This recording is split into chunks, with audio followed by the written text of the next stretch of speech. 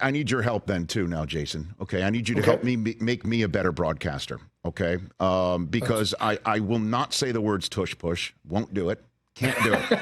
Can't do it. Can't do it. And I'm beginning to get sick of saying brotherly shove. What do you call it? What is the play called? What is it called? We just call it a quarterback sneak. Yeah, it's really. It's just so it's like sneak, and you know what it is. Like that's the way it goes.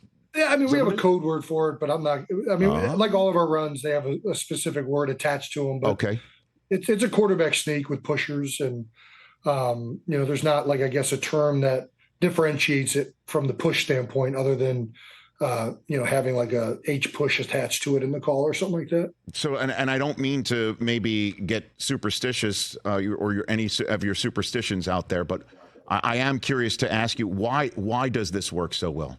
Do you think? Well, I think if you do it right offensively, it's an incredibly difficult play to stop just as is. And I think that not only do we execute it right and hit all the right angles and work together on it, but we have great players. Our left side alone is north of 700 pounds. It's a lot of guys, a lot of weight in two people.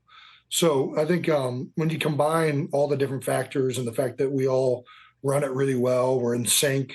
I think that it's really, really hard to stop. You have to go all out as a defense. And as we've shown, and if you go all out, there are things off of it that can turn into explosive plays. So as a defensive coordinator, you're caught in a bind. Do we go all out to stop the sneak and prevent a 1 yard conversion, or do we kind of protect against a potential explosive play down the field while also trying to stop it, which kind of leaves it a little bit more open to the conversion. So it's one of those things that it's so hard to defend the extremes of it.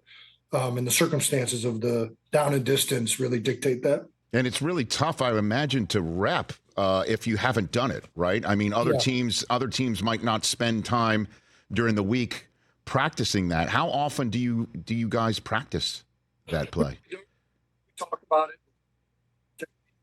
It's not pressed if there's a team that's actually practicing a full rep, right?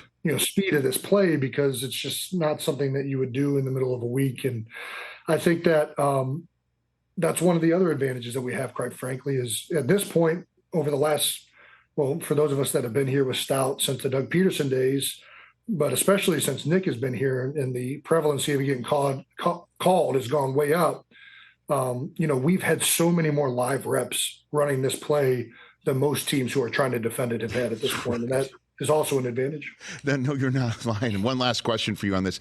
We demoed it on the demo field at NFL Network on game day morning a few weeks ago with a bunch of kids, with a bunch of fifth graders. And Mariucci told one of the fifth graders who was playing snapping it, hey, just snap it and kind of get out of the way, but the kid fell underneath the pile. And when he came up, the look on his face is like he saw kindergarten flash before his eyes, man. So what is it like for you? Can you describe what is it like at the bottom of that, Jason? You're turning your feet, just trying to keep it. And at the end of the day, if you're on the bottom of the pile, it's a good thing. That means you got up underneath everybody, so you're happy. Right. But you're sitting there, you're waiting, everybody's squished up on top of you, your shoulders are compressed, and you're hoping at the end of the day that there's somebody who's left around the pile to kind of help pick you up, because you're pretty exhausted at that point. Catch the Rich Eisen Show every single day on the Roku channel, 12 to 3 Eastern, for free.